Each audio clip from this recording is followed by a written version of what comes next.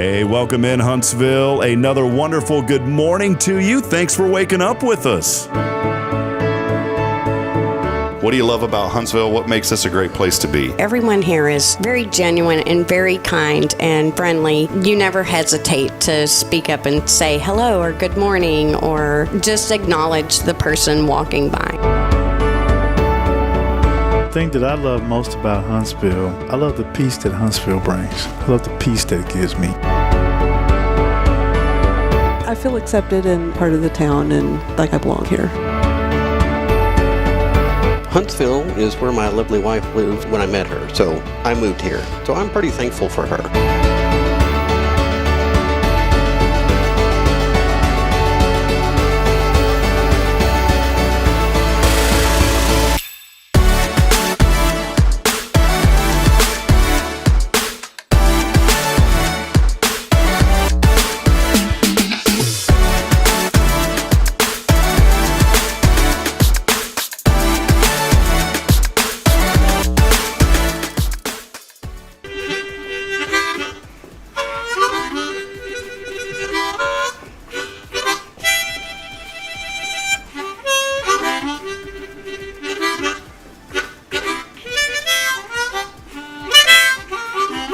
All right.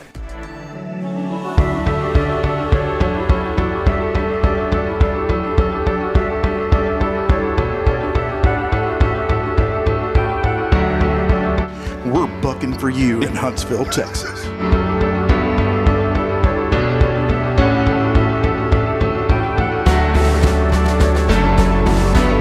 Hello, I'm Billy Cobbin, Sam Houston Memorial Funeral Home. Hey, it's Kay Boning with Tomorrow's Promise Montessori Schools. Good morning, Huntsville. Good morning. Hey, I'm Karen. I'm Toy. And I'm Denise. And from all of us at Walker County Federal Credit Union, good morning, Huntsville.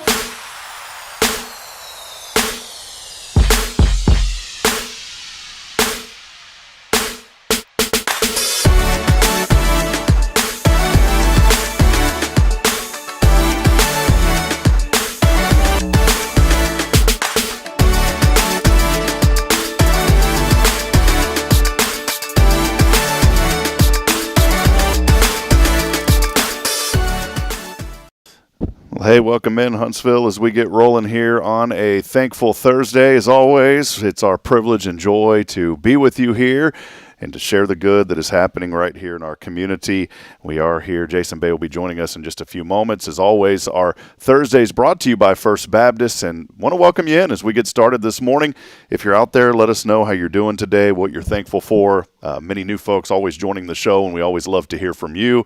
And again, send in those comments. And do us a huge favor. There's something that really helps us and helps us promote the platform is whenever you get on here and you share this broadcast, you like it, and just let folks know that we're out there. It's all about serving our community and promoting the good that is happening here in Huntsville. And today we have a great show lined up. Good friend of ours, Holly McMichael. In fact, she was the very first guest that we've ever had on this show. As you go back 384 episodes, I believe now, she was the very first guest that we had from A Time to Read. Also, BJ McMichael was with us then as well. But Holly will be in studio with us a little bit later this morning, and we're so excited to have her on today as well as we get rolling. Jay Bay making his way over here. We did here. Hold on. This is the cheer of the empty. There we go. Jason has made it.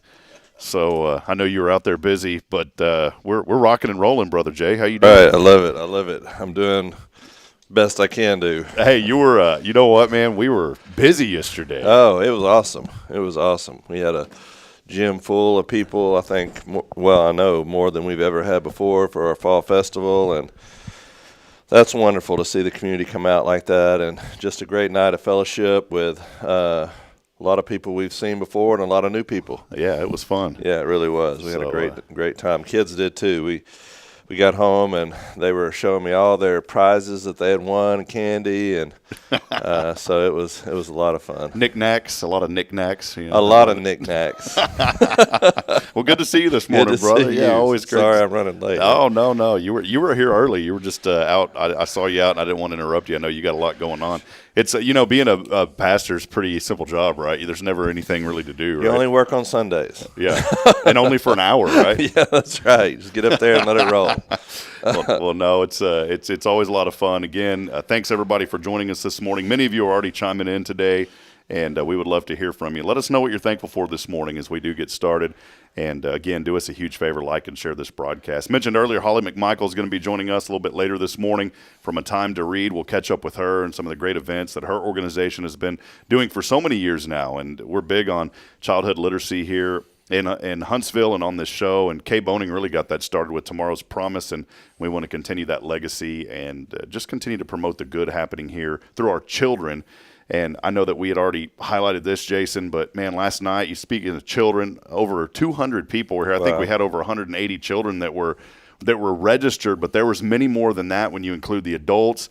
Man, the corn dogs were flying last night. Yeah, they were. I had one myself. They were good. We popcorn, cotton candy, and Kim said she limited each one to one thing of cotton candy, and I think we were glad for that last night. Yeah, my daughter and son were I was very glad for that, because I don't know what it is, but, sugar with the children, they just start bouncing off the walls everywhere. Yeah, definitely. And I haven't figured that out, because when I eat sugar, I don't bounce off the wall. I want to go to sleep. Yeah, crash. I hear you. I'm right there with you. It's the opposite effect. So, well, hey, we are here on this Thankful Thursday. As always, big shout out to Paul Oley, the gallery. Paul, we love you. Appreciate you for all of your custom framing, photography, and more. Go see my good friend Paul Oley at the gallery, located at 1201 University. Also, a special thank you to our friend Elliot Herzlich of Elliot's Jewelers, online at elliotsjewelers.com. We'll be teaming up with Elliot again. We do the Rays of Hope every year here at Hello Huntsville. We did that for our second year a few months ago. You were out there. But we're going to carry on a tradition that's now started by HLI Class 42, as we had a drive last year around Valentine's Day that was called Share the Love, and it was a really neat campaign. Some classmates of mine in HLI 42 had the idea, and it was very successful. But there's a need, especially not just for the community at large, but you talk about senior citizens. And so that is where this Share the Love idea came from. And there was donation boxes all around town, and we were able to bless over 40 residents just across the street downtown over here at Parkview Place, I believe it's called, and then also over at the Senior Villages of Huntsville. So in February, go ahead and mark your calendars. We don't have a date set in stone yet, but we're going to carry that on. It's going to be a donation drive to help out senior citizens. At Parkview Place, Jason, it was cool because we put together 40 or 42 bags. I mean, they were full of everything that a senior citizen needs. But then we realized real quickly that maybe there's some stuff they don't need. And we had so much stuff left over that we were trying to figure out what to do with it. And Elizabeth Spear and so many others had this great idea of, well, why don't we call another senior center and see if they need it? Senior Villages of Huntsville said we would gladly allow you to come in. Man, we set up a store for them. Oh, wow. And this wasn't a store where you needed a credit card to make a transaction. This was a store where you just walk in with a plastic bag and load up. That's awesome. So there were tables in the clubhouse at the senior center, and we just laid out all the items. I mean, we had everything from toothbrushes, toothpaste. I mean, we even had some razors that had already been opened. We had to throw those out, Jason. A little rust on a few of the blades, so we had to get rid of those. But the residents were so thankful, and I think there was another 30 or 40 residents that were served there, and we got rid of almost everything that folks had donated. That's wonderful. That's wonderful. So, the Thanksgiving season is here. The spirit of Thanksgiving is here, and I just love – really, I love this time of year. I love the fall, even though it feels like it's summer outside. Yeah. But it's a good time of the year. What's your favorite time of the year, or when do you start getting excited about the holidays? Well, I love this time of the year as well. I love October and moving into November before it gets too cold. I'm not a really big cold guy, but I love this time of the year because I was telling my wife, growing up on a farm, we did a lot of work during the summers to get ready for the winter, baling hay and stacking hay in the barn and putting all that stuff away. And October was that time of the month where everything is put away. You've done your job. You're not yet feeding the cows for the winter, but everything's been done. And so it was I always look at it growing, now that I'm older, looking back, and so thankful that just for the harvest, it's all done, it's all put away, and now you can take a minute and be thankful for what you have, and thankful for what God has produced through the summer months, and get ready for the winter. Also, I it was the month that I asked my wife to marry me was in October. So we got engaged in October, towards the end of October. And so I've always loved the last part of October and the beginning of November. And then November is Thanksgiving, one of my favorite holidays, because it is the time where we just stop for a little while and say thank you for all the blessings that we have. As you were talking about this, I think of just your mom has such a wonderful heart. Linda is so wonderful. And I'm sitting here thinking of your mom at Thanksgiving. What does a Linda Bay Thanksgiving look like? Oh, she worked so hard to put everything together, the turkey and dressing. You know, one of the things that I was thinking about this morning when I got up, one of the news you can use items, a little article I found about traditions that are slowly fading away. And I was just thinking, we could talk about it later, but think about all the traditions that you do and that some of them are kind of slowly fading away. And one of them that was mentioned was trick-or-treating. You know, you used to trick-or-treat, people would all be in the neighborhoods and that thing. And they're still that way in Elkins. A lot of times you drive through there tonight, probably it's going to be packed, but a lot of neighborhoods, you just don't see that as much anymore as when we were kids. But another thing that I thought about was the Thanksgiving meal, right? Now, we always have the traditional turkey and dressing and all of that. But a lot of people now don't like that kind of food. And I don't know about how you feel on this issue. We can talk about it later. But so a lot of those traditions, like the meal with the turkey and dressing and all of that, is kind of, some people have switched that out for tamales or some other kind of thing that people like more. I've always loved sitting around the table at Thanksgiving with turkey and dressing and all of the sides that go along with that. My wife, on the other hand, she's not a big fan of the turkey and dressing, but no, my mother does a great job putting all that together, and it's always a good time to sit around the table with all of us and just be thankful. I think that dressing Thanksgiving's the only time that I ever have it. Yeah, see there. Either that or Christmas. Yeah, Christmas and Thanksgiving. I don't think anybody's going out of their way to make that during the summer or anything. It's a very complicated process. For my mother, I know it's a long, and you're right, we don't have it very much. But I like it, but I know a lot of people that don't like it, and my kids are like that too. They're like, oh no, we got to have dressing and all of this, and but I personally, I enjoy it. But it's one of those traditions that is this fading away. We ought to ask the people this morning, what are some things that you've swapped out turkey and dressing for? What do you like I said, a lot of people, and you coming from Georgetown and San Antonio, that area, I know probably a lot of people, tamales are a big tradition for Thanksgiving. So Bridget's dad throws down the tamales at Christmas, but the lady that we purchased them from for years and years, she unfortunately passed away a couple of years ago. She was in her 90s, Miss Mendez, wonderful lady. She was actually our neighbor. It's kind of funny how Jeff tells me, Bridget's dad, my father-in-law, tells me, he's like, yeah, go down to this lady, Miss Mendez. She lives on this street. And I was like, it's my parents' neighborhood when we first met.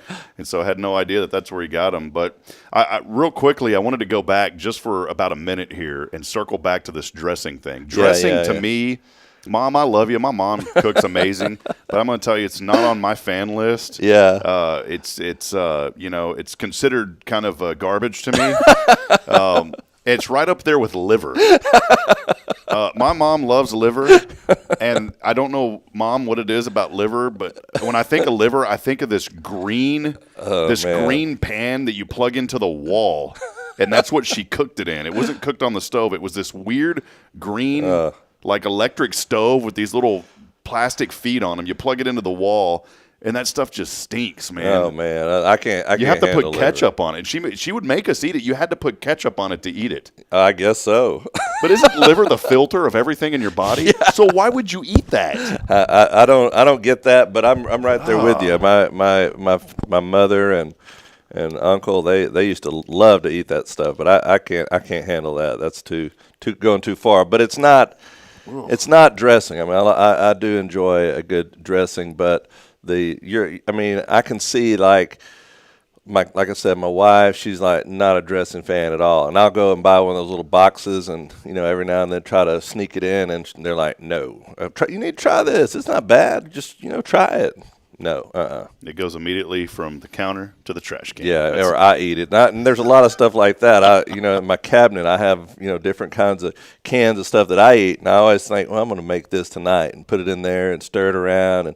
And I put it on the table thinking maybe they'll try it this time. No, it's always just me. Well, on the back end of the show, of course, we'll have our news you can use, so stay locked in for that. I'm also going to ask Jason about a costume that none other than Alan Barnes wore last night. We're going to tell that story.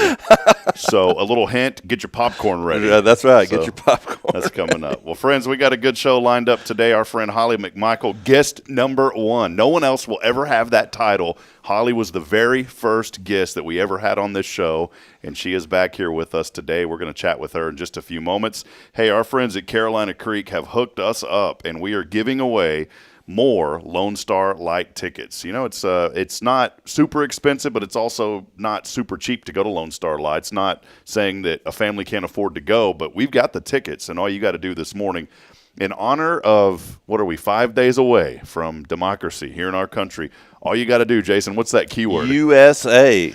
Rick Boning yesterday said USA. So USA is the keyword. All you got to do is text in USA all together along with your name on the 0 Degree Creations phone and text line. That line is open. Text it in at 936-339-0139. We've got 2 tickets we'll give away again today to Lone Star Lights coming up at Carolina Creek. USA is the keyword, USA, along with your name, the 0 Degree Creations phone and text line at 936-339-0139. As always, our Thankful Thursday is brought to you by First Baptist. We'll step aside. We'll take a break. Holly joins us. When we come back, stay with us. There's a lot going on today, and this is your show. As always, we're so thankful for you joining us. This is Good Morning Huntsville. Stay with us. We'll be right back here after this. Hey friends, Rob Hipp, Media and Community Outreach Minister here at First Baptist Church, Huntsville. Let me ask you, when's the last time you felt real hope? Maybe it's been a while since you've been to church, or maybe you've never felt connected to a church at all. Well, friends, that's okay. Here at First Baptist, we're a harbor of hope, and we welcome everyone just as they are. We have programs throughout the week for all ages to come together, ask questions, grow in faith, and find the hope that only Jesus Christ can bring. Whether you're looking for a fresh start or a community to call home, we'd love for you to join us. Come experience something real. For more information, visit fbchuntsville.org. First Baptist Church Huntsville, a harbor of hope. This harbor of hope, we are safe inside.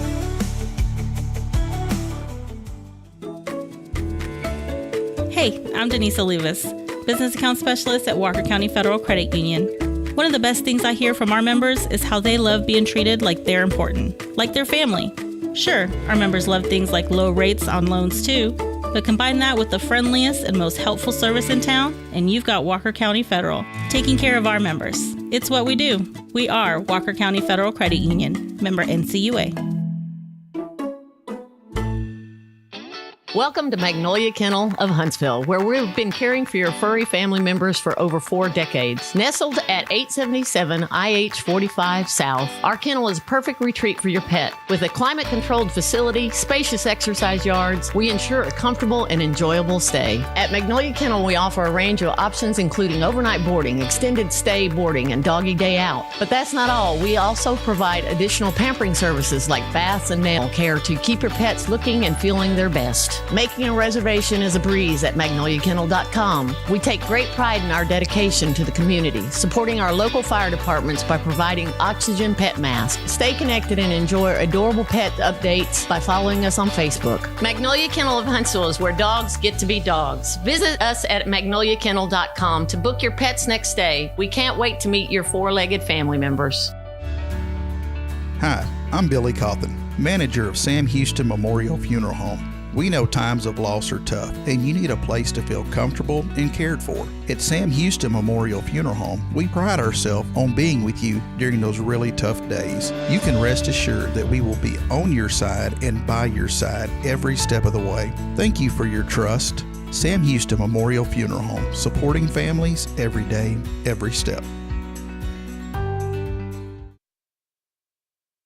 40 Days USA. 40 Days a prayer for our nation. Please join Dr. Nigel Big Pond, board member of the National Day of Prayer Task Force and full-blood Yuchi Native American, as he prays for protection and wisdom with domestic and foreign threats. 40 days. Father God, we come to you with a great spirit of victory, a great spirit of joy and peace to endure and to overcome because we trust in you, because we love you. Let everyone that's listening to this, let them know that their prayers are so valuable, so powerful to give protection to a nation, to give wisdom to a nation, to overcome the threats of war in nations. So I hope and pray that in this day and time, our prayers will be overwhelmingly powerful.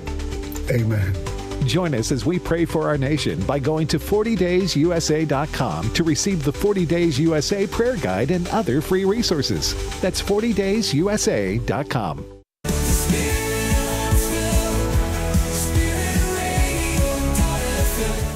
This is KHSP LP, Huntsville, Texas, the spirit of Huntsville. Braylon, say, this is Spirit Radio. This is Spirit Radio. Support for SpiritRadio.fm comes from loyal listeners just like you. Want to help spread the good news across Huntsville and beyond? Underwriting opportunities are available for loyal listeners, businesses, and nonprofits. Visit SpiritRadio.fm and tap Donate today.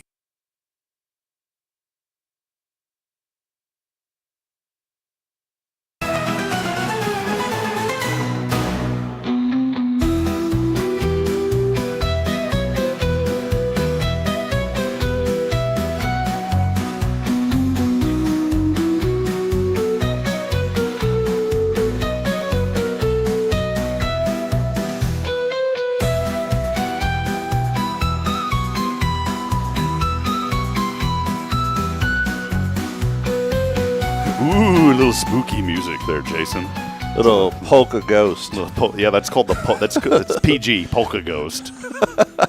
It's amazing what AI can do. You know, I used to pay for a service that we had to pay for all this royalty-free music and all this stuff, and I literally pay $10 a month now and generate whatever we want, and it's completely unique. And so that this morning before the show, went in there, you know this app, went in there and just typed that. I said spooky Halloween theme music for morning show, and it generated that. It's unbelievable. So Polka Ghost is a new thing. So Polka Ghost. 74 blistering degrees this morning. How about that? 74 blistering degrees as you wake up, and there's nothing better than 100% humidity. Yeah, what happened to the rain? I thought we were supposed to have rain last night and tonight. Well, a little bit's on the way. 60% chance of storms today. We're going to have rain tonight. How about the rest of this forecast? As we look through Wednesday, rain remains in the forecast, and a pretty good percentage. We're going to remain in the low to mid 80s, and so we are so thankful for the rain that is on the way. Well, hey, I've been saying this, and I told her a while ago, I'm never going to let this go because it's an honor to have none other than the Holly McMichael joining us back today. Holly, so good to see you. How you doing? Good. Thanks for having me. You bet. The first time we had you was the first episode, the first show, and I'll never forget. BJ will probably never forget either. Your wonderful husband. I said, BJ, I'm going to start this morning show. I would love for you to be the first guest. He goes, man, I would love to come. So he came. But here's the deal. I left the key to the studio at home. So I had to run all the way back home. And that's 30 minutes going back all the way to Elkins. That's a 30-minute drive. So, the show did not start on time, the very first episode. It's been a reoccurring theme, but we have been really good over the last 2 weeks. So, Holly, what's been going on? It's so good to see you.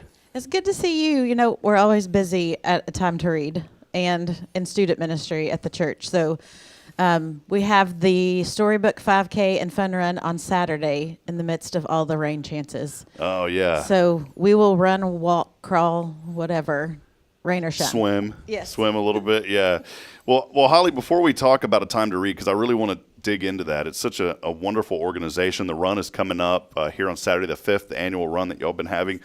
Just let us know. We have a lot of new folks that join the show now, and maybe there's some folks out there that's saying, I've heard of Holly, or maybe they don't know you. Let us know a little bit about just kind of your story, your history. You grew up here in Huntsville. Let us know a little bit about you, if you don't mind. Okay. Yeah, I grew up right here in Huntsville, graduated from Huntsville High School, 1993. BJ and I both did. I've probably been in Huntsville longer than anywhere else. I went to Baylor, then moved to Dallas and was a Sikkim, school by the way. teacher. Sikkim. Yes, Sikkim. And then was a school teacher in Dallas before coming back home. BJ and I've been, I guess we were in student ministry together. We grew up together at University Heights, and he actually dated my sister. And I'm sure he loves it when I tell people that. What is Thanksgiving like? No. It was a very short. But he actually came on staff at the church where I was volunteering with youth in the Dallas area, and that's when we started dating. And then the Lord called us back. It'll be 21 years in February that we've been back in Huntsville. Does it feel like that? I mean, No. it just goes like that, right? No, until I remember that I have a kid that will be 20 in December. And then I'm like, oh, yeah, it has been a while. So, but yeah, grew up here, the church, kind of fun story. My great-grandfather was one of the charter members of University Heights and the first song leader. And so my kids are fifth-generation members there. How cool is that? Yeah. Yeah, well, that's wonderful. Well, Holly, it's just incredible, your journey and your children. I just love your children. You know, I see your son all the time. What a tremendous young man. Y'all's daughter, and then I know y'all's other daughter as well. Y'all have just been so blessed. You know, maybe talk a little bit, if you don't mind, just about your family and that journey and how exciting that's been to see how God's worked through your family. Yes, we thought we were going to have 2 children, and then the Lord blessed us with our Melissa. So we have 3, 2 that are they're sophomores in college, and then Trinity's a junior in high school, playing soccer for the Lady Hornets. Love those kids. It was really neat last night. We had a worship night at church. We've started doing that with the youth several times. It's not it's maybe once a month, once every 6 weeks. But it's kind of worship style like we do in Roatan when we go to the children's home. They don't have a worship leader, so we sing songs that are on YouTube and someone helps lead. So it's not practiced or any. It's just very relaxed worship, but it just feels so genuine. And so we do that on Wednesday nights occasionally, and then we have our leadership group. The kids share verses or they share their testimony. And so I got to hear Trinity share her testimony last night, and it was really a proud moment as a mom to just hear her share who Jesus is to her and how she's growing in him and just the things that she's learning, and then to be able to encourage other people. She talked a lot about the anxiety that you can have sometimes as a high school kid and some of the things that she struggled with trying to always do well. So it was a really proud moment to listen to her. And then, of course, Elijah and Melissa, they're both volunteering in youth now whenever they're able to. Elijah tries to get Wednesdays off from Chick-fil-A so that he can make Wednesday nights a priority. So it's kind of fun. Neither one of them live at home anymore. But it's fun to be able to do that, the 5 of us on a Wednesday night, still be at church and in student ministry. Well, I'm going to tell you, Elijah, all of y'all's children are great. I haven't met Melissa, but I know Trinity because when I was broadcasting the Hornets, BJ would do baseball with me. Trinity would come hang out with us. It's crazy how fast she's grown up. And then Elijah used to broadcast his basketball games. But I'm going to tell you what, just a tremendous, all of y'all's children, but Elijah is just a tremendous young man. And I think one day that young man may own his own Chick-fil-A the way he's going. That's his dream, is to operate his own someday. So wonderful. Wow, that's great. He's always so cheerful. And I know that stems. Jason and I talk a lot about families on this show and a lot about children. And, it starts from the top. It really does. And the top is Jesus. And then you move through the family. And I think that's so important. Holly, I wanted to kind of shift gears and focus on a time to read. How did this start? You've been doing this for so many years now, but let us know when God maybe laid that on your heart and how this got going. Well, I was teaching at Scott Johnson Elementary, SJE, the best place to be. That's what we say. So I was teaching there. I had moved from 2nd grade to 3rd grade and actually played hooky one day. Sorry, Miss Williams. I officially took the day off, but it was... You're getting a D-Hall slip right now. Right? But I went with BJ to a SEND conference with the International Mission Board, and they had all these breakout sessions, and we normally break out separately so that we can share multiple things. Like he'll take notes, I'll take notes, and then we'll share what we learned. But I looked through, this was like a trifold thing of all these breakout sessions, and it said... it was called A Rise to Read. It was in Memphis, and the tagline is "Save a child, save a family, save a city." And I just instantly was like, "I'm going here." And so I told BJ, and so he came with me, And the founder of the organization was actually there speaking about it. And I just sat there and cried like a baby. And I'm like the Tin Man. I don't like to cry in public. I'm afraid I'm going to melt or rust or something. But I couldn't hold back the tears thinking about the students that I had taught that could have benefited from a program like this. So when it was over, I just looked at BJ and I was like, this is our Esther moment. This is for such a time as this, which is where we got a time to read when we did our own 501c3. So I came back home, found Miss Williams in the hallway one day. And I was like, I have to tell you about this. Sorry, I played hooky first, right? And then I had a sub. I mean, like, I did the right things. But anyway, she... like before I could hardly talk about it, she was like, yes, what do we have to do? So, and then I talked to Kim Merchant, who was my partner teacher at the time, and just said, Merch, I can't do this without you. And so we started trying to figure out how can we get this program to Huntsville. Then we were going to go to Memphis to their training, and then Harvey hit and shut down everything. So we actually we were able to bring Ellen Ellis, who was on their board at the time, to Huntsville, and we brought church members together from our church, from Kim's church at Greater Zion, and then Shannon and her husband Scott are at Covenant. And so we just kind of the three churches were like, okay, who's interested? And we came together and trained just like a core group of people. And then that fall, we were able to start training at the Scott Johnson cafeteria. And so we started the pilot program in January of 2018 while I was still teaching at Scott Johnson. Wow, that is such a great journey, Holly. And we're over at Samuel Walker Houston Elementary on throughout the week. That's our adopted school, but on Thursdays I see some of our members. I know Brian Godallion is over there. Yes, I love Mr. Brian. Actually taught his daughter Samantha when I was pregnant with Elijah, and now she's married to another one of my students, Ryan Lehman, and they have two great kids.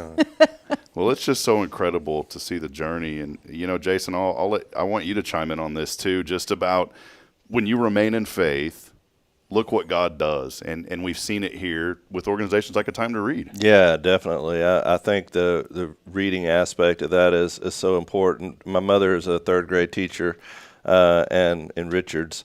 And so the reading, as I'm sure you probably have lots of statistics on this, but share with the audience about how important it is for kids to learn to be able to comprehensively read at an early age.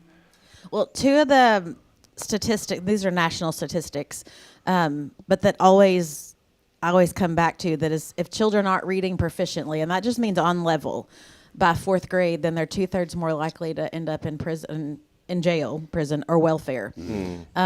But the flip side of that, what we say is the hope, is that if we can get them reading proficiently by third grade, then they're 89% more likely to graduate high school on time. And we're talking about kids that are in poverty.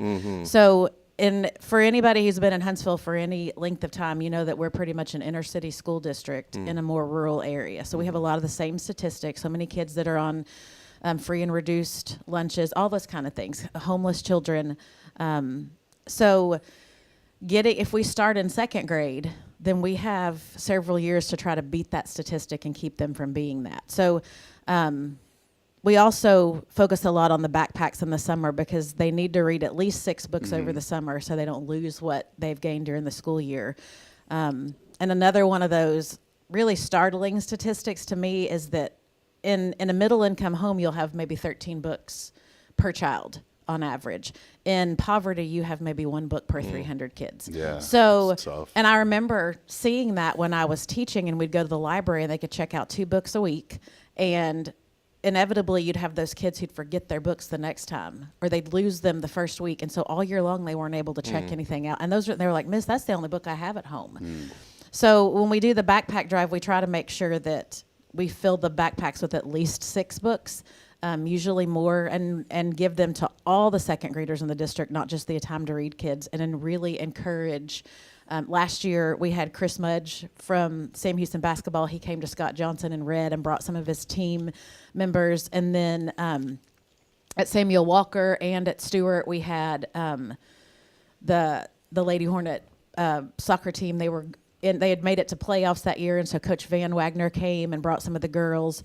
But just trying to get the community involved and get people that these kids would look to and listen to say, hey, we need you doing this. Like if you want to reach this level of a basketball or soccer or play in high school, you got to be able to read. You got to be able to do your grades. This is what coaches are looking for, kind of thing. Just to encourage them, like, don't just go play over the summer. Read and enjoy some things and keep your brain learning so you come back to third grade ready to go. So, and sorry. So, like an average volunteer, say someone listening would like to help with this, what's the procedure about going to get involved, and then how much of a commitment is it for somebody?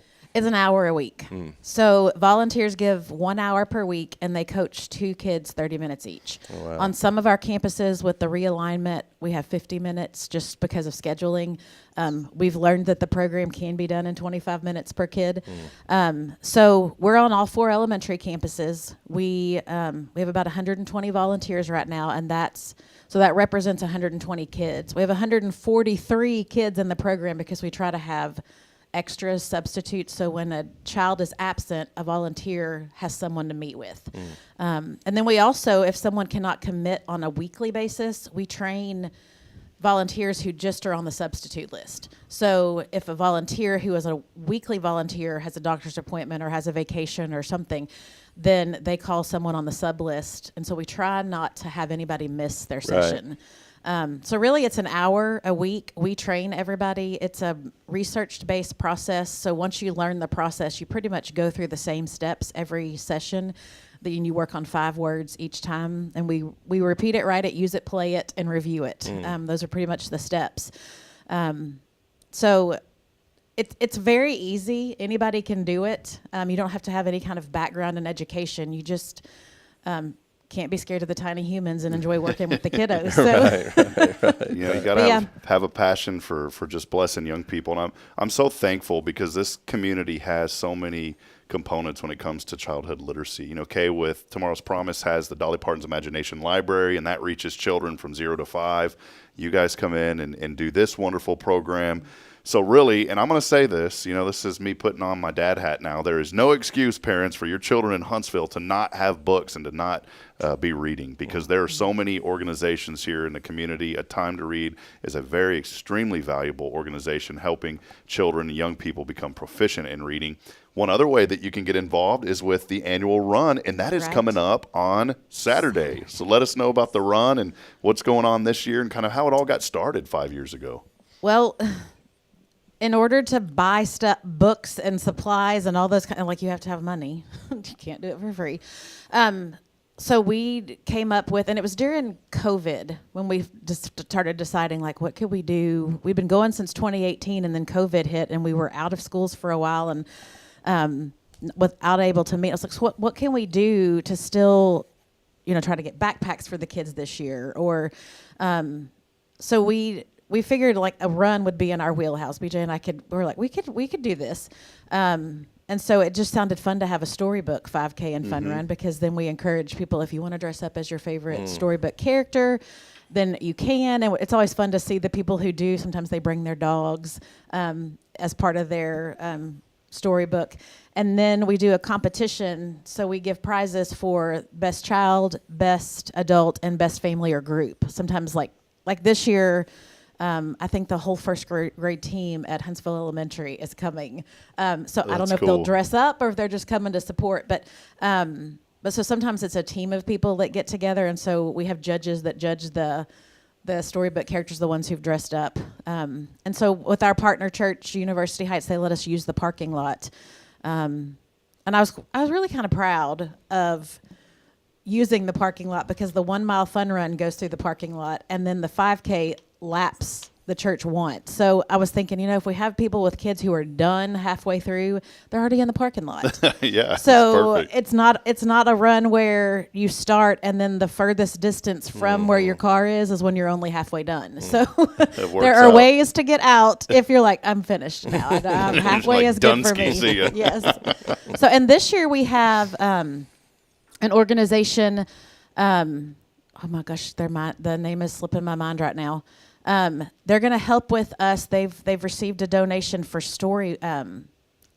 pop-up story maps, and so they're going to actually be there. I think they're doing Dinosaurs Love Tacos, and so they're going to have I don't know if you've ever seen any of the pictures. I've posted some stuff on the website or on Facebook. But they put the book on boards, and you kind of walk around a park area, and sometimes there'll be interactive things that you can do, like cool. You may read the book with your kids, and then it may say, hey, do this little activity before you move on to the next page. But they're going to bring it, and they're going to have it set up in the fire pit area at the church. So it'll be like an added extra thing that families can do before the event or after the event, to go around and read Dinosaurs Love Tacos in the fire pit That's area. so cool. But they've received a grant, and so they're trying to do some more permanent ones here in Huntsville, maybe at some of the parks. And so they wanted to do this pop-up one to just kind of see how it goes. So it's kind of fun to have that at an event that's also supporting literacy. Yeah, absolutely. Great idea. Well, more information online at atime2read.org/race. That's for the race. But if you want to get connected to Holly and be part of this wonderful organization, they're always looking for help. And if you can't give monetarily, you can always give through your time. You can give through prayer. One way that I always tell folks, too, is just share the news of what these organizations are doing, such as A Time to Read. Again, more information online at atime2read.org. I did want to ask Jason a question. Jason, if you go to the race, what would you dress up as? Oh, man, I don't even know. I have... I could see you as a Moses, as Moses? No. I don't know. Maybe a farmer. Yeah, all right. From some book. I don't know what book. Maybe. Holly, do you Hank dress the up? Cow- Hank the Cowdog. I forgot about those books. We usually, this wasn't our race shirt last year. This was the shirt that we bought, or that we had so people could buy them. Uh-huh. And then it's kind of become our shirt for the year. So I usually wear our volunteer shirt. This time it's like a hot pink with the white logo on it. Oh, they cool. look really cute. Yeah. So I was being goofy, and I was like, what represents fifth year? What colors? And so I got colors that they said are fifth year, like anniversaries of things. So pink was one of those. But so I usually will have that on. We ask our volunteers to wear that, so if someone has a question and they see someone in that shirt, then they know that's someone who can probably help them in some ways. So I don't usually dress up because I'm going around busy, so crazy. yeah. I think BJ one year put his Yoda ears on. Now that I could see that. Yeah, that's great. So, but yeah, I know I just like watching the kids who do dress up and the families that dress up. It's always fun to kind of see who ends up winning. And I don't have anything to do with the judging. I find judges and they do it, and then we just announce. But I think this year in the family one, there's some books in there for families, gift cards to Chick-fil-A.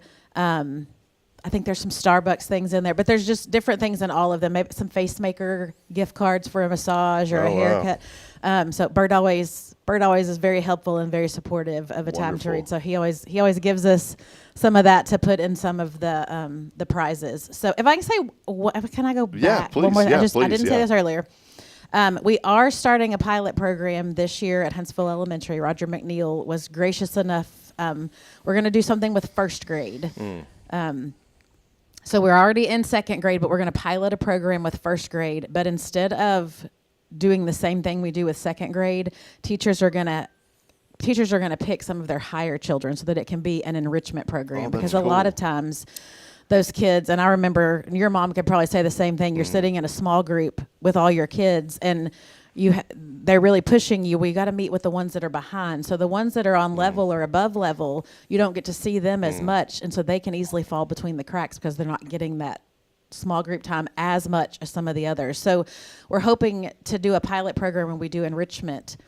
Still use the word list and all that, but try to increase their word levels at the end of first grade so that by the time we have them in second grade, maybe they won't even be in the program and we can really focus on the other groups. So that's great. I have a question because one of the things I love talking to my mother about in third grade, and she's teaching these kids, and the reason she's still a teacher, she's 80 years old now, and the reason she's still a teacher is because of the stories, the testimonies that come along. The kid that maybe went through a traumatic time and her building relationships with that kid over that time, their life was dramatically changed. And she has tons of stories like that.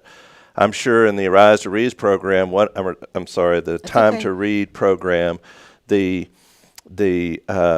testimonies are tremendous because you're not only reading with a child, teaching them to read. probably more importantly, you're building a relationship with that children. You have one story that. Oh gosh, I have so many.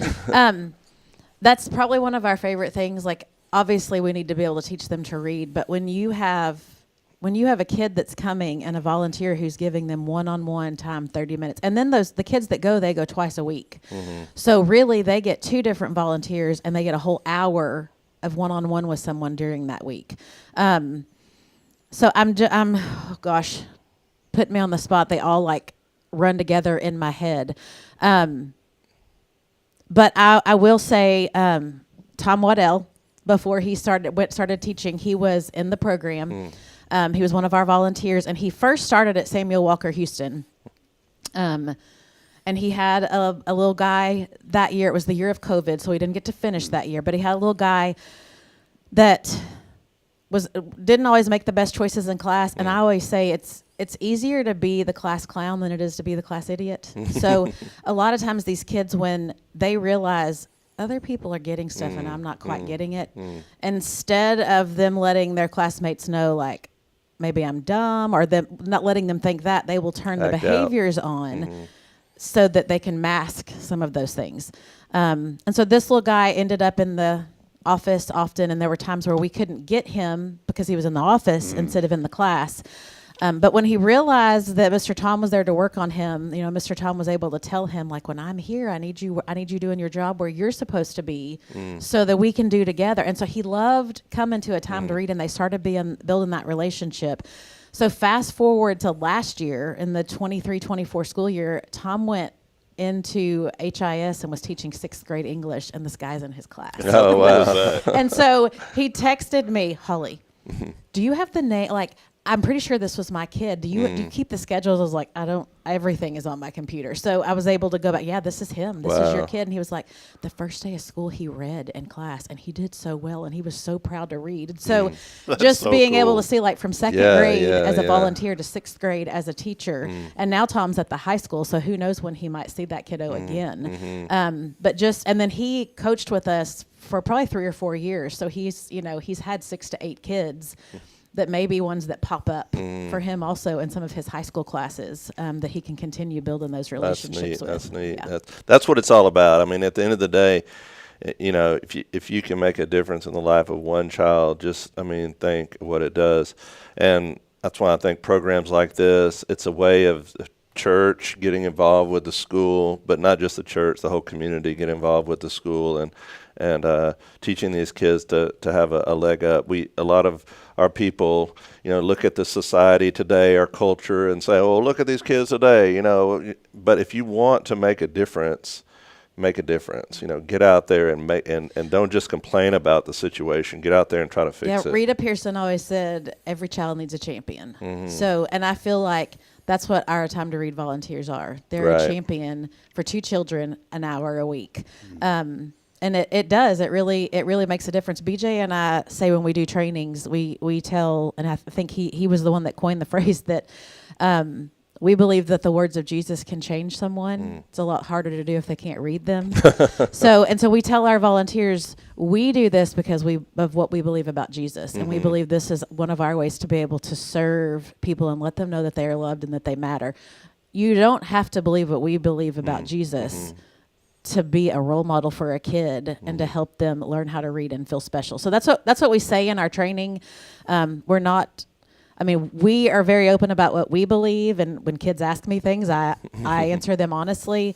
But we also aren't a Trojan horse that's trying to push an agenda when we're in we really are there because and the most fun thing is to hear the volunteers, they start saying, my kids. It becomes personal. Like, they really enjoy they look forward to it. And it's fun to be on a campus and be the most disruptive person, because when they see the Time to Read people walking down the hallway, they know, is it my day? My person? Where's my person? So they know their days. They know when someone's coming. Are you coming to get me? You're coming to get me, right? When are you coming to get me? So it's exciting for the kids, but it's also exciting for the volunteers. And a lot of volunteers will say, like, I thought Judge Janie Ferris, I don't know if y'all remember her, but she always said, I thought I was going to show up and bless kids by helping. And she said, I was the one that received the Yep. blessings even more by the lives of these little kids. That's great.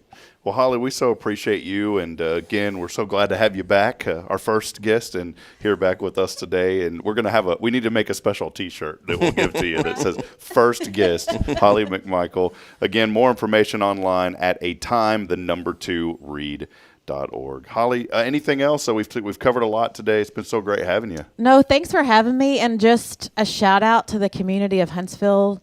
I just am so proud of the people here and the way that when we talk about children and what they need and volunteering or giving money for backpacks, like we gave backpacks to 467 second graders last year. At $35 a backpack, you can do the math. So, and a lot of that was by organizations like the Rotary Club who used WineQuest to help donate, or people writing personal checks, or volunteers who've already given an hour of their time also buying backpacks for their kids, grants from the community. So it's really always fun to see the way that money comes in, and it's the Lord. He gives you exactly what you need when you need it, to continue to bless and not just give the kids that are in the program, but every second grader. So I always appreciate the way our community shows up for people. Huntsville's I think it's a great place to live. Absolutely. It is. It's all about the good here in Huntsville, and a big part of the good is Holly and A Time to Read and the volunteers that do such incredible work with our young people. Thanks again, Holly. So great to see you today. Thanks for having me. You bet. Well, we're going to take a break. Jason and I'll have some news you can use, or is it news you can lose? Yeah, probably both. Maybe both today. So the keyword is USA. Text in that keyword on the Zero Degree Creations phone and text line. We've got an opportunity to win 2 tickets to Lone Star Lights. All you got to do is text in USA along with your name on the Zero Degree Creations phone and text line. That number, 936-339-0139. We'll step aside. We'll take a break. Jason and I have more when we come back. This is your show on a thankful Thursday. I almost said Faithful Friday. Thankful Thursday, brought to you by First Baptist. We'll be back in a few moments. Stay with us. This is Good Morning Huntsville.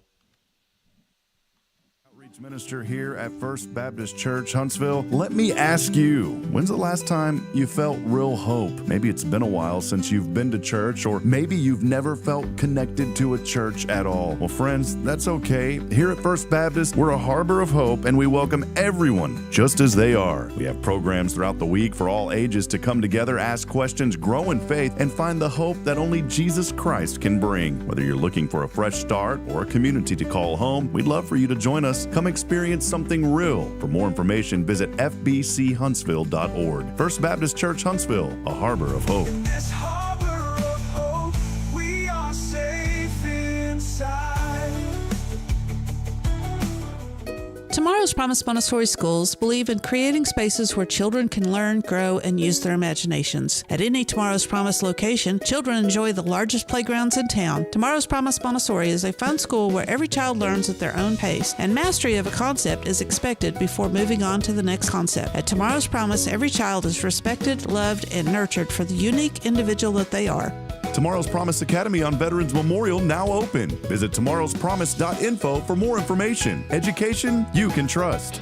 Welcome to Magnolia Kennel of Huntsville, where we've been caring for your furry family members for over 4 decades. Nestled at 877 IH 45 South, our kennel is a perfect retreat for your pet. With a climate-controlled facility, spacious exercise yards, we ensure a comfortable and enjoyable stay. At Magnolia Kennel, we offer a range of options including overnight boarding, extended stay boarding, and doggy day out. But that's not all. We also provide additional pampering services like baths and nail care to keep your pets looking and feeling their best. Making a reservation is a breeze at magnoliakennel.com. We take great pride in our dedication to the community, supporting our local fire departments by providing oxygen pet masks. Stay connected and enjoy adorable pet updates by following us on Facebook. Magnolia Kennel of Huntsville is where dogs get to be dogs. Visit us at magnoliakennel.com to book your pet's next stay. We can't wait to meet your 4-legged family members.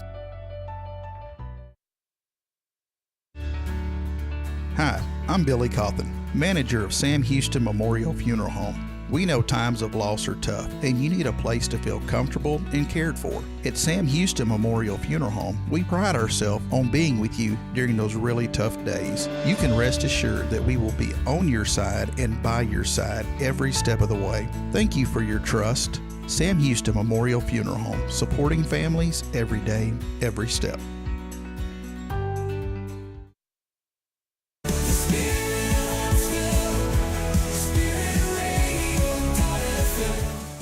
This is KHSP LP, Huntsville, Texas, the spirit of Huntsville.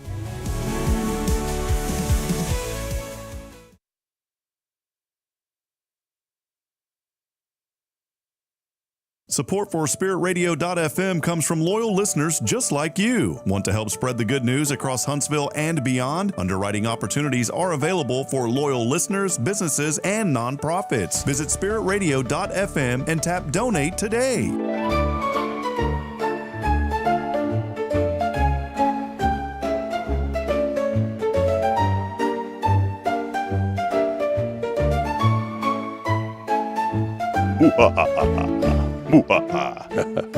That was pretty good, Jason. That you kind of did one. Can you try one real quick? Ha ha ha ha. It's a little scary there. I'm kind of nervous. I don't know if we should come back. Welcome back as we continue on another edition of Good Morning Huntsville. So great to have our friend Holly McMichael from A Time to Read. Love connecting with this community, and there's so many great organizations, Jason, and such a great interview there, and getting to catch up with Holly for a few moments. But hey, it is your time. What do we got going on, Jason? There's so much going on, Rob, and so much we need to talk about, but probably won't talk about. We got the election coming up, but I want to encourage everybody to vote. But there's so much headlines on that, but we're going to do some fun things. And it is time for news you can use. Yes, that's right. Now, first, let's hit the sports page really quick. Did you get a chance to check out the Sam Houston over last week, Tuesday night? I've been enjoying them, having the games throughout the week like this. I get a chance to catch them. With my children, I've been a Googler. So I go to Google and I say Sam Houston football. What's the score? Yeah. And it was like 2-0, and then it was 3-2. Yeah, so I saw that unusual score. There was a safety and a field goal, and then Sam Houston comes back, and there, and I think the third quarter they put up 7 more and end up winning that game. 7 wins now. I watched it at the end. I turned it on on the fourth quarter, and man, it was exciting. That last quarter was just back and forth. They were fumbles and turnovers. It was insane. But it's a great time to be a football fan, and if you're a Sam Houston fan, be sure to make it out there to those games, because they're putting up some exciting games there, and it's something to be proud of.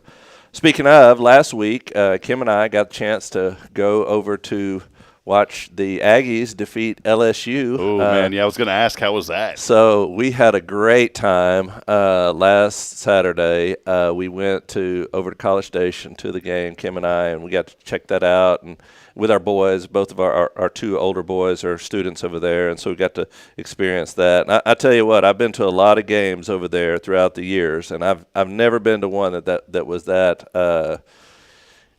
loud and that intense. It was just wild. It was a great scene. We had the best time, and now the Aggies are going to face their biggest challenge, I think, this weekend versus South Carolina in South Carolina, a Saturday night game. So that should be a huge challenge. I wouldn't be surprised if either team won that game. Honestly, I think it's going to be a big test.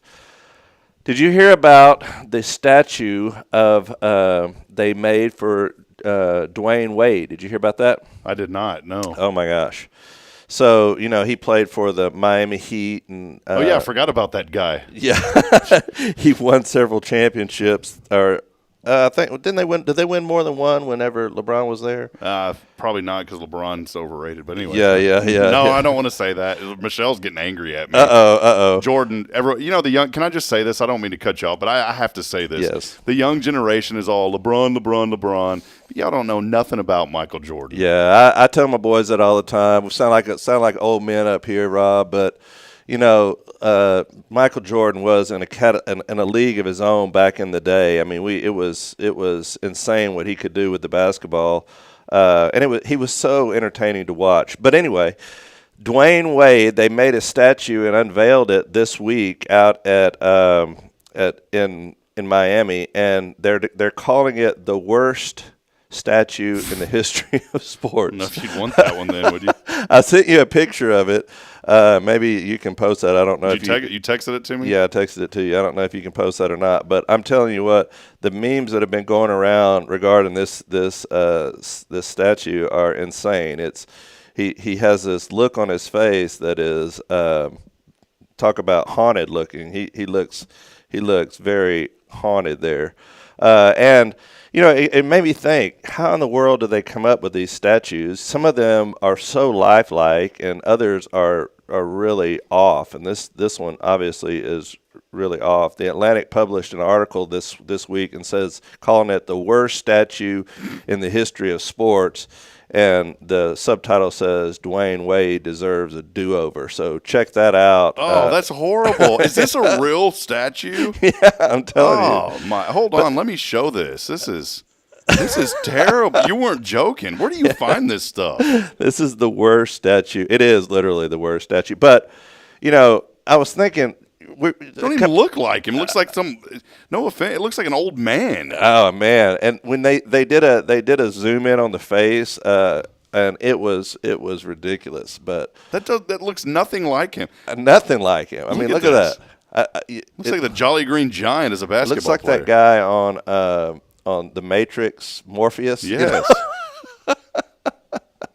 It's terrible. He probably wants that taken down. Well, he said, well, it was an artist's interpretation of a moment, and those moments are hard to capture. But, we'll interpret how to do art better. Well, here's the thing. We talked about this a month or so ago. I mean, they're 3D printing houses nowadays. Don't you think they could do some sort of digital thing where you could almost make it perfect, like with the technology and stuff? Can they just AI it? Yeah, like a digital print, a 3D image of him. You know what I'm saying? I mean, it doesn't have to be that complicated. It's not just clay and handiwork anymore. You could use a little technology to make it a little bit better than that. I just started thinking, how close are we to Star Trek and that replicator thing? Where you push a button, it's like, and it shows up. Yeah. So it's like you have one of these, like a real life Dwayne Wade statue hologram. Yeah, yeah, and then there it is for sure. People just published this in People magazine. It's the world's tallest teenager is set to make college basketball history. At 7 feet 9 inches, the Florida Gators have signed freshman Oliver Rowe, I think his last name is, I think that's how you pronounce it, will become the tallest player in college basketball history. Can you imagine being 7'9"? How old is this kid? How old is He's this 18 years old. 18 years old. They said that when he was 8 years old, he was already towering over his classmates. And when he was in 6th grade, he was 6 feet 11 inches tall. When he had reached the height of 7 feet 5 inches at the age of 15, the Guinness Book of World Records named him the tallest teenager on the planet. And now he's trying to play basketball with the Florida Gators. He's going to be on their team. So would you rather be 7 foot 9 inches, or would you rather be 5 foot 7 inches? 5'7". Because I'm 6'3", and it's already hard enough. Yeah, I'm having yeah. to duck to do things, and I cannot bend over to pick up stuff anymore. It like hurts to bend over. I decide each day, Jason, on what I should do versus if I have to bend over or not. Yeah, me too. Ever since, and I used to not be that way. I used to ask people when they came to the altar, "Hey, kneel with me and let's pray." No more. We just bend up. We just huddle there and pray. Huddle with me. Yeah, because when I tore the ACL in my knee's never been the same, and it really does hurt whenever you kneel down. But you're exactly right. I mean, now, granted, if you're 7'9", you pretty much have a carve out for a career there. You pretty much can go. Yeah. I mean, don't you think that this kid? What do you think his potential chances of making a career out of being a NBA player just based on being 7'9"? Here's the deal. The only one that I know of, Yao Ming was highly successful, obviously. I miss that guy. By the way. I miss him. And I'm a Spurs guy, but I used to enjoy watching What about Yao the Ming. new guy on Victor Spurs? Wembanyama is one of those guys. But you have to, being tall isn't just what it's all about. You also have to have some athletic. You got to be able to move. And Victor Wembanyama can not only move inside, and he can, of course, play the post, But this guy can shoot threes. You How don't tall see is that. he? Probably that tall. Yeah. No, that guy's insane Let me too. see. Let me see. I should know this, but I haven't even been 7'4". This kid's taller than he is. 7'9", 5 inches taller than him. And Wembanyama looks like a beast out there. Yeah, insane. So, anyway, be on the lookout for him next time the Gators roll around. 7'9", 18-year-old kid playing basketball in Florida. So. Ever tell you the story? I flew out to the Florida Gators. Yeah, you told me that. Yeah, whenever I knew that it was time to move on, just where we were at financially, there was no room for growth. That's why we had to move the first time, and I hated it, but we had to. And so my friend Mark Vandermeer, the voice of the Texans, said, "Get on a plane and fly to Florida." And I said, "Well, they didn't even call me back." He goes, "Duh, I don't care. Go make yourself known." That's good. Good advice. And so I literally got on a plane, flew to Florida, didn't even know what I was going to do. And Mark showed up in the parking lot at Miami at the Hurricanes. That's how he ended up getting that job as the voice of the Hurricanes. Now he's been with the Texans since they started way back in 2002. So I took his advice, went out there, and nobody, the athletic director wasn't there that day, but there was some other folks that were heavily involved. In fact, one of them was in charge of the hiring for that position for the new voice of the Gators. And she says, "Rob, you didn't come all the way out here, did you, just to meet with us?" I said, "No." And then after 10 minutes in the conversation, I finally ponied up. I said, yeah, I did. And she goes, "I just love your enthusiasm." And she goes, "If we didn't already have a pick, you would have been one of our top candidates." Awesome. But she said, we already had someone in the pipeline. We just had to go through the process of doing it.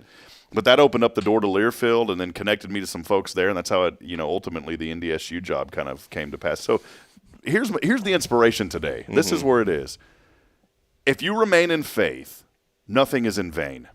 Now, if you're not in faith, there's a lot that you can do is in vain. But I believe if you remain in faith and you go about your business the right way, and the right way is trying to follow God's way. We all fall short. The Bible tells us that.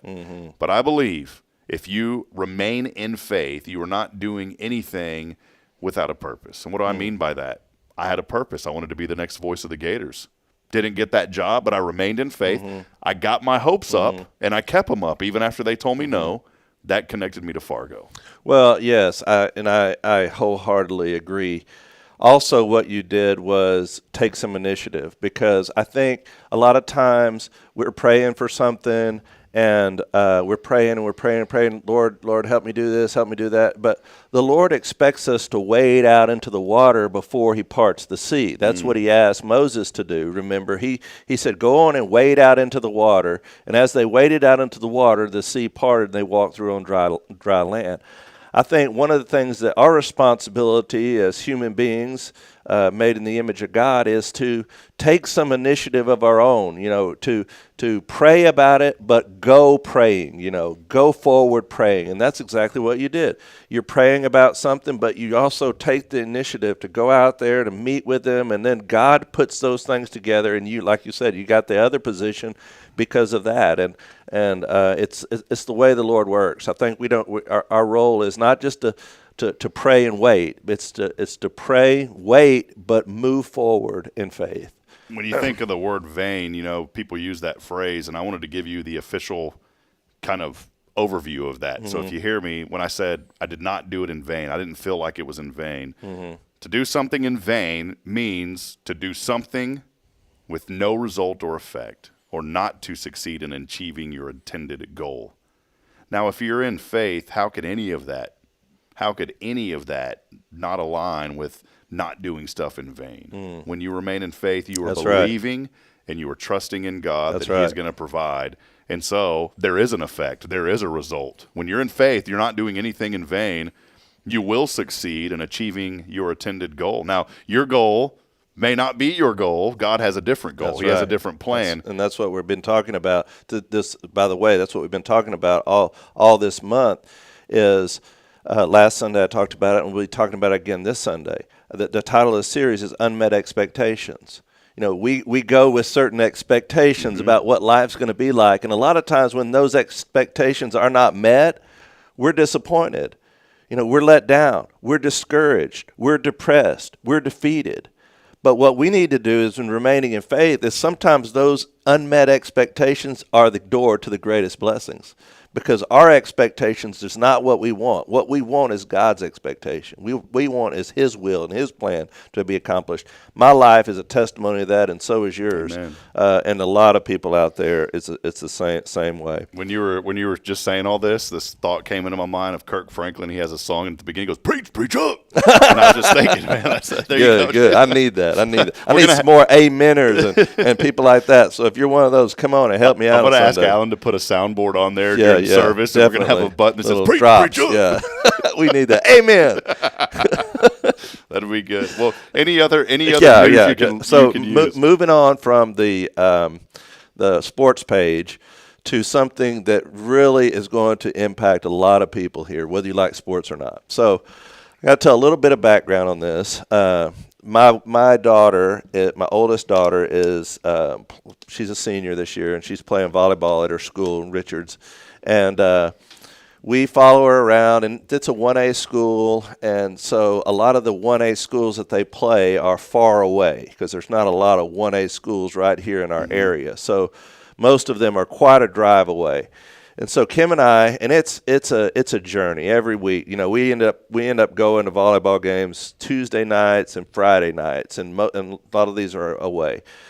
So we take the kids, and you're taking all these kids to these games, and they get worn out and tired of going to the games and all this, and so we always have to find a place to eat. So we go eat this one place, and I tell the kids they want to get dessert afterwards, and I said, I'll tell you what. Let's go ahead and go. Let's go ahead and go because and after the game, we're gonna go and we'll get some ice cream. So I know the McDonald's that I'm thinking about stopping at because the McDonald's ice cream is good and it's cheap. And we drive all over there. We all get out of the van. We all go in, and guess what? Try to guess what happened. The ice cream machine is broken. Right? Conspiracy. Yeah. Now, so I started looking into this. I mean, I'm not the only person that's ever been to McDonald's and really craved some ice cream, or my kids crave some ice cream, and you get in there and you order it, and guess what? The ice cream machine is broken. And so this one guy, this is I'm sure that somebody out there can relate to me. But this is a major problem. And so somebody noticed that this was a major problem, and they actually developed a website called macbroken.com, and you can go on there and you can see in real time whether or not their ice cream machine is broken or not. Well, McDonald's began complaining about this because it is a big problem. Now here's the issue that they were having. McDonald's was having an issue because whenever their ice cream machine was broken, the manufacturer of the ice cream machine had on there that the warranty would be voided unless somebody from their company would come and fix their machine.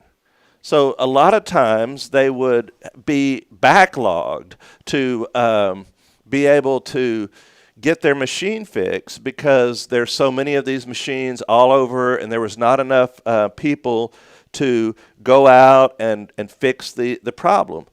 So this has led to, and this is a article in the Wall Street Journal from earlier this week.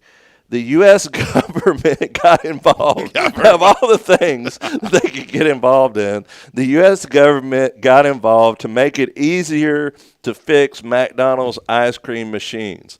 So this is not just a problem that I've had. It's many other people. And the core of the issue is the software in the machine. And when it encounters a problem, it's difficult or impossible to figure out what's going wrong. And the franchise owners are now dependent on the technicians from the company to come out. Well, they passed this bill that allows, it says they petitioned the Copyright Office for an exception that would allow owners of commercial and industrial equipment to do repairs themselves rather than having to rely on technician from the manufacturer. Their petition drew support from the Justice Department's Antitrust Division and the Federal Trade Commission, and they expanded it, and now the McDonald's franchises have the right to fix the broken ice cream machines on their own. So this is, I know that everybody out there listening is rejoicing at the fact that now there will be less and less ice cream machines broken all across our great land. I went to the website and I showed this earlier, Jason, while you were talking. It's unbelievable how many of these things are broken. Now, I think that McBroken.com, someone from Wendy's has built this website because it has a Wendy's ad at the top. Yeah. And on the map, when you zoom in, it shows all the Wendy's locations. Really? So I think someone from Wendy's was really smart. By the way, 32% of machines in New York are broken. The Houston area, it's just littered with red drops everywhere.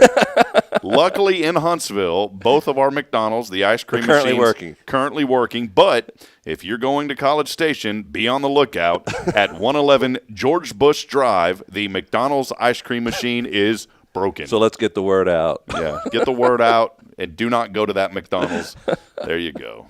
All right. Well, that's some good news you can use for that, there man. you go. I mean, this is what we're here to do, to help the people. I did have something that I wanted to toss by you briefly. We've got just a few minutes here, and then we're going to head over to our Zero Degree Creations phone and text line. There was something that happened last night. All right. There was a gentleman, very great young man, someone that I've thoroughly enjoyed getting to know. I know where you're going. A man of humbleness, a man of faith, just a man's man kind of guy. Football coach over at Alpha Omega, helps out there, does a tremendous – God has blessed him with a voice, with a guitar, but he's also blessed him with good humor. Yes. He was wearing a popcorn outfit, costume yesterday. Jason, explain this costume to us and the significance of this costume. Yes. So he was wearing a costume of a popcorn container with popcorn coming out of it. And on the front of his costume, it said, "If you know, you know." And then on the back, it says, "All you had to do was ask." Now, there's a reason for that. He's poking fun at me, which is a common occurrence around here, which is fine, because I do stupid things all the time. And this is an example of my stupidity. You know, me and my wife, we have a great marriage, but sometimes I do stupid things. You ever do stupid things? Oh yeah. Okay, all so the time. I did something stupid here a while back. I shared it in the service because I think it's right for me to come clean on these issues. But years ago we bought the kids a popcorn machine, and in that popcorn machine, you have to mix. Well, there's two ways of preparing the popcorn. First, there's these prepackaged bags that you can buy that has the right amount of oil, the right amount of salt, and the right amount of kernels that you can dump into the little pot on there, and you just flip the lid down, you turn it on, and it pops perfect popcorn. You dump it out, and it's all good. The only problem with that, you know, me and us men are always looking at ways to try to save a few pennies here and there. So I just bought a big bag of popcorn kernels. I bought a thing of popping corn oil, and I bought some popcorn topping oil that you put on the popcorn afterwards. Well, here's the thing, Rob. You can cook the popcorn with the topping oil, or you can pop it with the corn oil. Well, the corn oil cost about 99 cents for a pretty big jug of that. And the popcorn topping oil cost about $5 for a smaller bottle of that. So the other day, I'm going in there, and I'm looking for some popcorn, and I go in there and look in the little drawer, and there's no more of the popcorn topping oil. And I said, "Who cooked this popcorn?" And Kim says, "I did." And I said, "Well, did you use the popcorn topping oil to cook the kernels?" And she said, "Yes." And I said, "Well, that's not what you're supposed to do. You're supposed to use the corn oil to pop the kernels." And she says, "Well, I didn't know." And I said, "Here's where I made my mistake, Rob. Here's where I am acknowledging it publicly, and I admit that this was the wrong thing to say." I said, "Well, all you had to do was ask." Oh, whoa. That's fighting words. Yes, and so it got dead silent in the house. the kids were all like, ooh. I mean, you could hear a pin drop. And I knew that I had messed up big time. And so, she responds, well, I tell you what, you don't have to worry about it because I'm never cooking popcorn again. And so I immediately said to her, I'm sorry. I'm just, I'm just frustrated. She said, no, she goes, don't worry about it. I'm not going to cook popcorn again. So you know what I did, Rob? I went and bought the prepackaged popcorn that cost a lot more. So I shared that to say how, how quickly you can say the wrong thing and it can change everyone's day. You know how that is? All you have to do is you can even say the right thing and say it in the wrong tone, and it can ruin everybody's day. That happened to me that day, and I'm still apologizing for the popcorn incident that happened over a month ago now. But what's interesting about that little story is that we laugh about it. It's a joke. I joke with her, and Alan jokes with her too about making the popcorn. So that's why the popcorn costume was worn last night. And I got a picture there I sent to you of me pointing out all you had to do was ask. That's the other inspiration today. Why didn't you just ask? Yeah. Just ask, all right? All I was trying to do was save a few bucks, but sometimes it ain't worth it. Just ask. Well, let's head over to our 0 Degree Creations phone and text line. We got some Lone Star Light tickets coming someone's way today. And they're pretty busy, so hopefully they'll answer.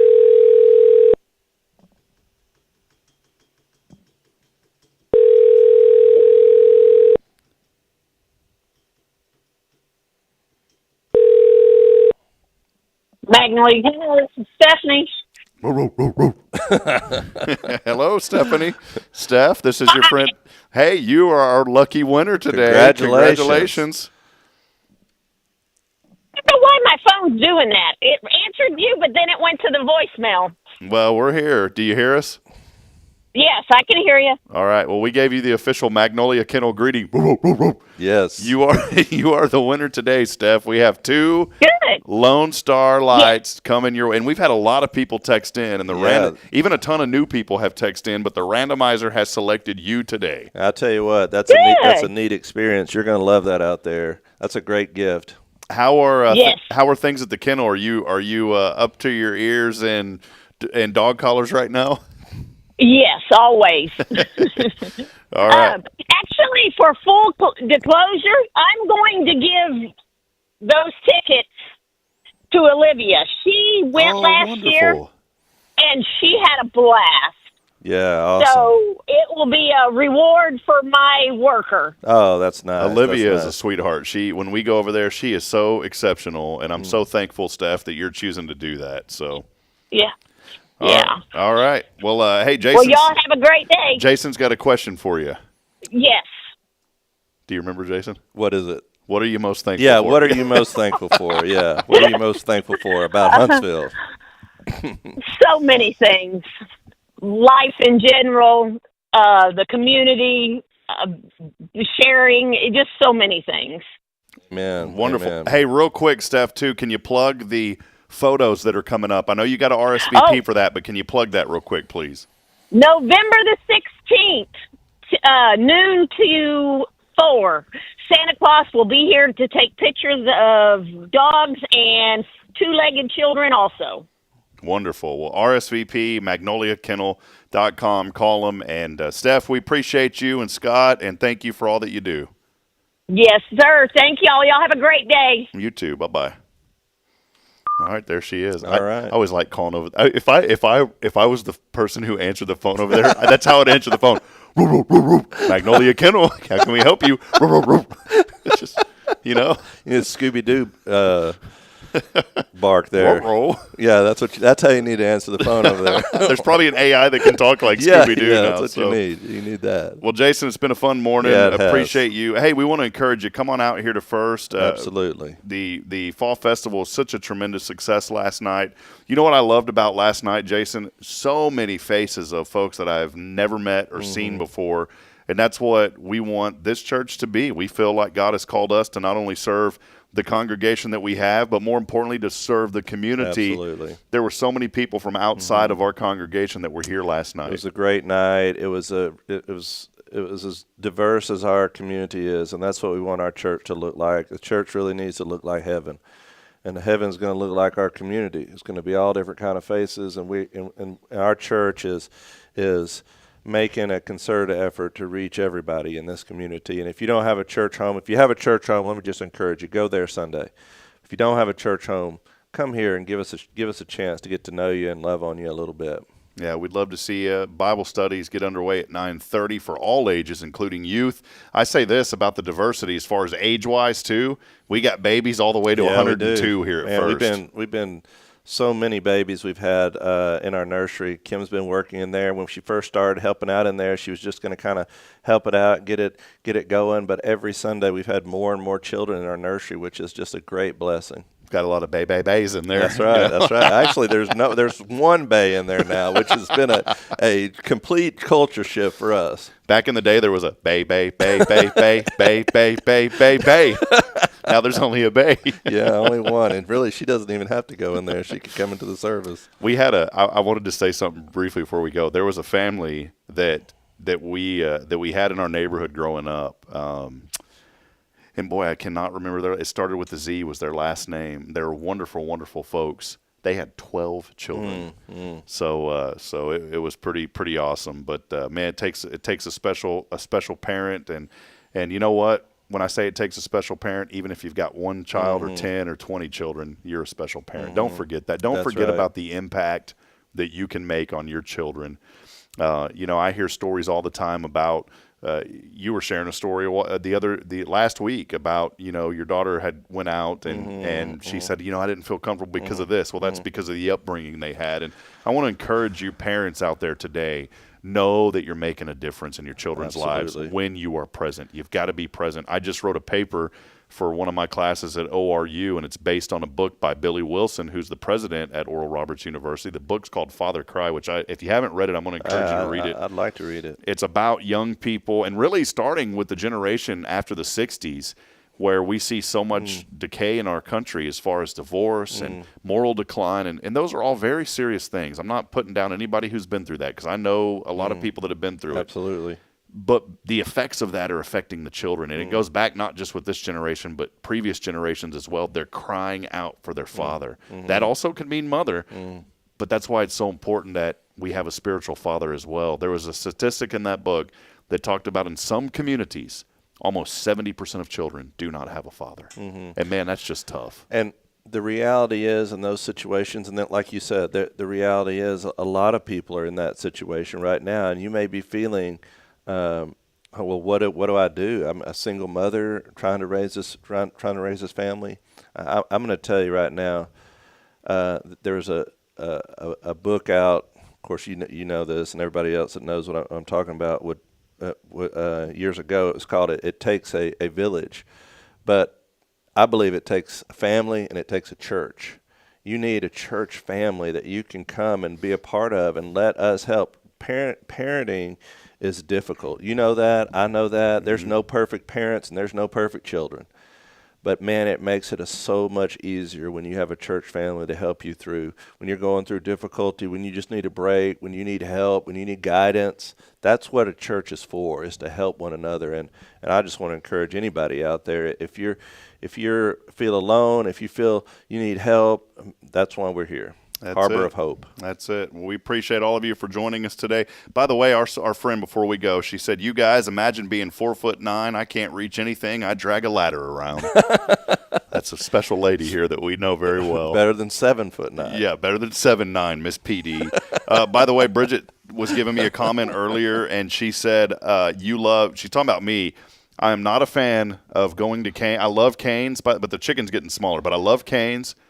But I get annoyed with some phrases, and the phrase that I get annoyed with over there is, hey, you want some chicken today? Well, of course I do. Why am I here? What else do you have that I would want? Do you know? Have you ever been there? I've been there. And I never could it's just, they say it so fast now. It's, hey, I want some chicken today. I didn't even know what they were saying the first time. It took me 5 or 6 visits to finally decipher it. It's like my uncle, and I love my uncle to pieces, but, man, he'll go to McDonald's or to Sonic, and he hits that button, And they're usually on that button within 5 seconds, and he's like, come on, hurry up, I need to get a hamburger. And he has this long, drawn-out thing that he wants, and then they can't get it right because he orders so many customizations. Yeah. And then they'll bring it out, and he's in his 90s now, and he'll probably do the same thing. You don't ever get it right, and he gets bent out of shape over it. Yeah. Take a chill pill, take a breath.